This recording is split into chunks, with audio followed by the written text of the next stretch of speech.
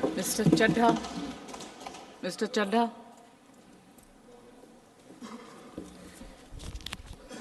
क्या बीजेपी भारत देश में निष्पक्ष चुनाव खत्म करना चाहती है? क्या भाजपा की सरकार लोकतंत्र की कोई अहमियत नहीं समझती? क्या भाजपा की सरकार के लिए संवैधानिक संस्थाओं की कोई अहमियत नहीं है?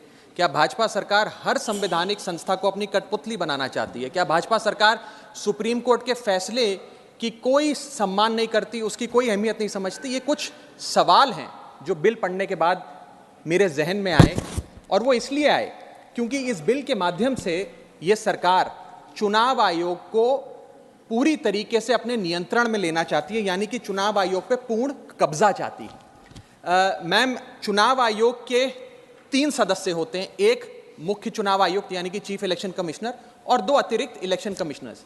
इनकी चयन और नियुक्ति इस बिल के माध्यम से पूरी तरीके से सरकार के हाथों में आ जाएगी, और वे जिसको चाहें, चाहे वो पार्टी का शख्स हो, यस मैन हो, पार्टी मैन हो, जिस मर्जी को चाहें वे चुनाव आयुक्त बना सकते हैं।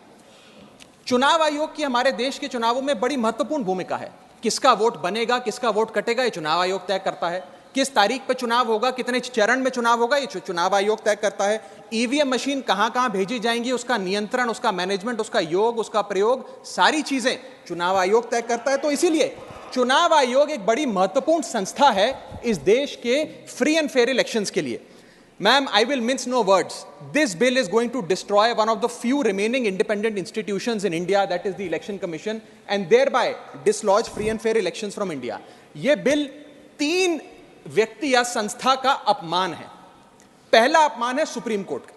क्यों? क्योंकि सुप्रीम कोर्ट ने इसी साल मार्च 2 को 2 मार्च 2023 को 5 जजों की संवैधानिक पीठ ने सर्वसम्मति से एक फैसला दिया, और वो फैसला ये था कि सरकारी हस्तक्षेप, सरकार का कोई भी दखल चुनाव आयोग की नियुक्ति में नहीं होना चाहिए। ये खत्म करने के लिए हम एक समिति का गठन करते हैं।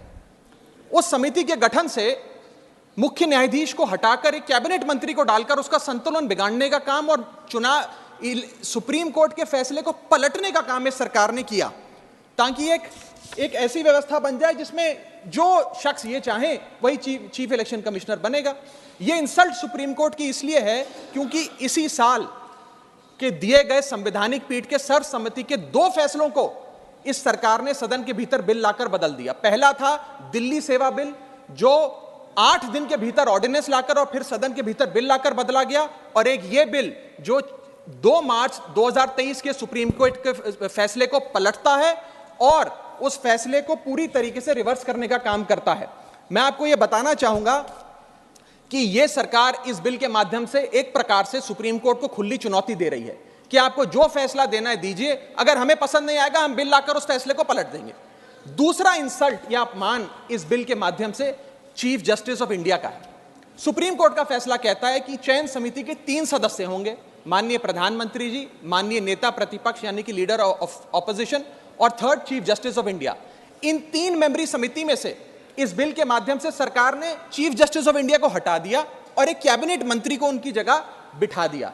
चीफ जस्टिस ऑफ इंडिया से इतना परहेज कि साफ तौर पे उन्हें इस समिति से हटाने के लिए इस बिल को लाया गया। मैं सरकार को याद कराना चाहूंगा कि समय समय पर इलेक्टोरल रिफॉर्म्स के लिए इस देश में कमेटियां बनी, और अधिकांश कमेटियों ने यह फैसला दिया, यह रिपोर्ट दी, यह सजेशन दिया कि समिति के भीतर चीफ जस्टिस ऑफ इंडिया यानी कि इस देश की न्यायमूर्ति को जरूर होना चाहिए। चाहे वो तारकुंडे कमेटी हो, दिनेश गोस्वामी कमेटी हो, वोरा कमेटी हो, इंद्रजीत गुप्ता कमेटी हो, जीवन रेड्डी कमेटी हो, या फिर इसी सरकार की लॉ कमीशन की रिपोर्ट हो।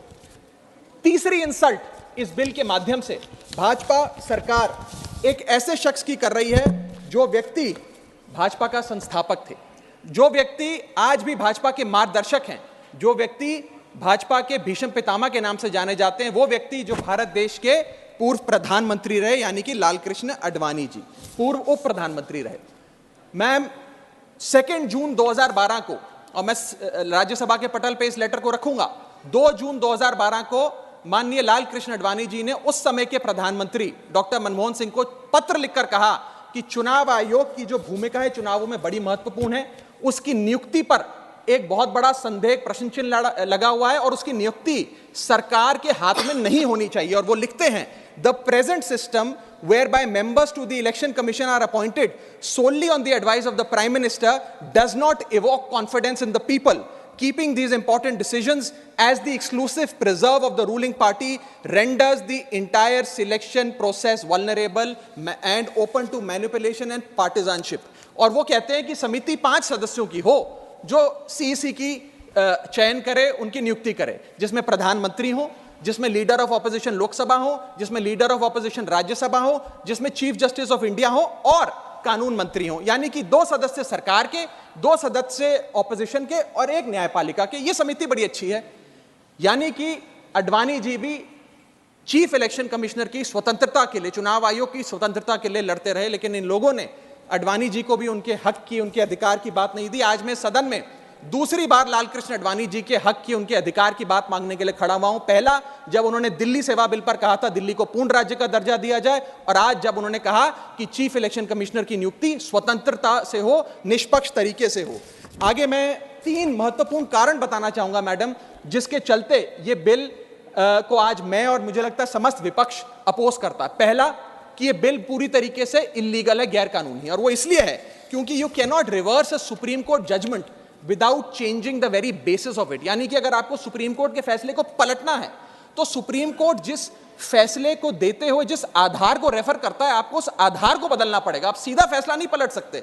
लेकिन इन लोगों ने सुप्रीम कोर्ट के फैसले की मूलभूत भावना को इस बिल के माध्यम से चोट पहुंचाने की कोशिश करी है और निष्पक्षता को चुनाव आयोग की भंग किया है। दूसरी कारण क्यों ये बिल गैर का, इसलिए क्योंकि ये बिल बेसिक स्ट्रक्चर, माइक, मेरा माइक चला गया, क्योंकि ये bill basic structure of the constitution के खिलाफ है। Basic structure of the constitution है free and fair elections, basic structure of the constitution है निष्पक्ष चुनाव और डेमोक्रेसी।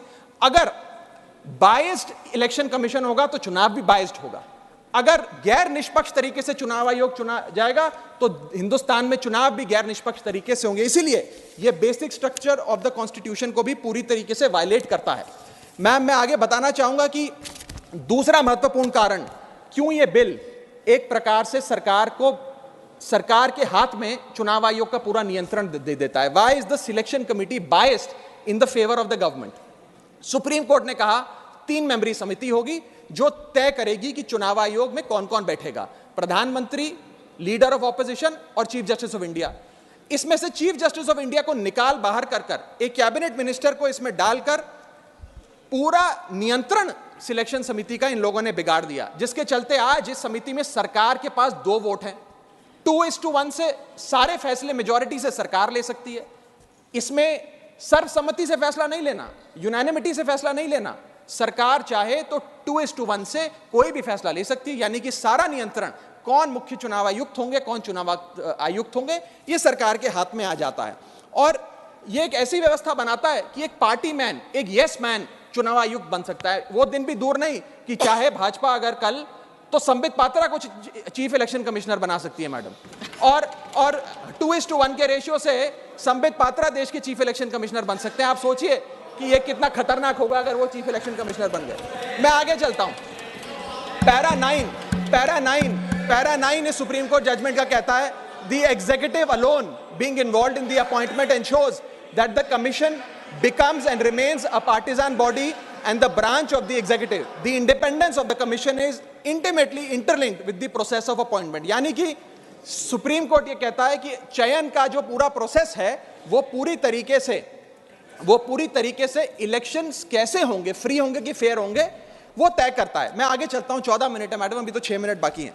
सुप्रीम कोर्ट आगे अपने पैरा 186 में हाईलाइट करते हुए कहता है, a person who is weak kneed before the powers that be cannot be appointed as the election commissioner.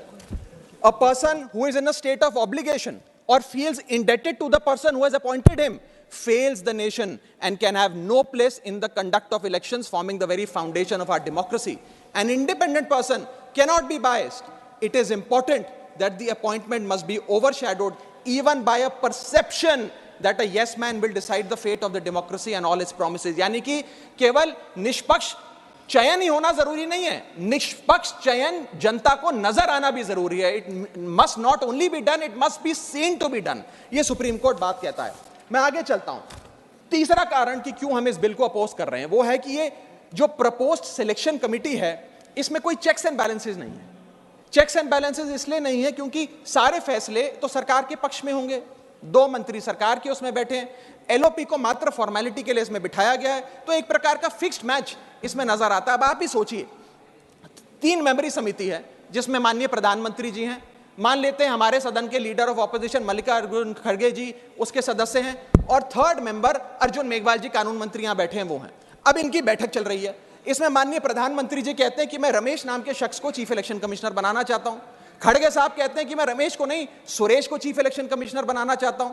क्या अर्जुन मेघवाल जी जो इसी सरकार के कानून मंत्री हैं वो प्रधानमंत्री जी को ये कह सकते हैं कि नहीं नहीं नहीं प्रधानमंत्री जी रमेश ठीक नहीं है, खड़गे साहब ने जिसको नॉमिनेट किया है सुरेश, मैं भी उसी के हक में वोट देता हूं, उसका चयन हो, वो चीफ इलेक्शन कमिश्नर बने? ये तो हो ही नहीं सकता।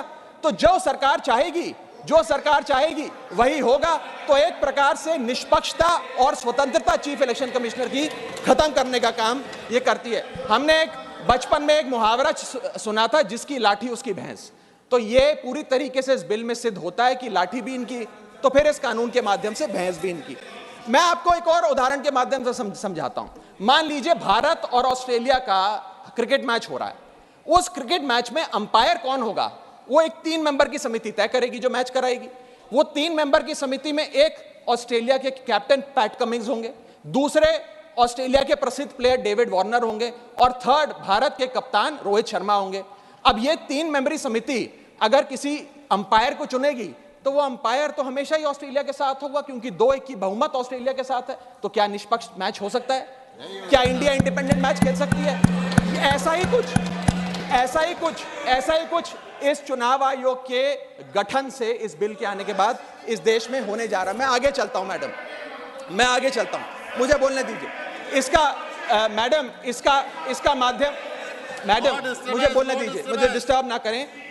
यह बिल 3 की टेस्ट पे फेल होता है, the test of independence, the test of neutrality and the test of constitutionality. ये हमारा कॉन्स्टिट्यूशनल इंपेरेटिव है कि देश में चुनाव आयोग निष्पक्ष हो, ताकि चुनाव निष्पक्ष हो। अगर चुनाव आयोग निष्पक्ष नहीं होगा तो चुनाव निष्पक्ष नहीं होंगे और लोगों की आस्था इस लोकतंत्र से डगमगा जाएगी। मैं सरकार को कहना चाहता हूं, अगर सरकार सुप्रीम कोर्ट के इस फैसले को पलटना चाहती है, अगर सरकार चीफ जस्टिस ऑफ इंडिया को इस समिति से हटाने के लिए इतनी बेकरार है, तो मैं आज सुझाव लाया हूं कानून मंत्री जी। 3 सुझाव मेरे, इनमें से अगर आप कोई सुझाव स्वीकार कर लें तो मुझे लगता है सारा हाउस एक आवाज में आपके इस बिल का समर्थन करेगा।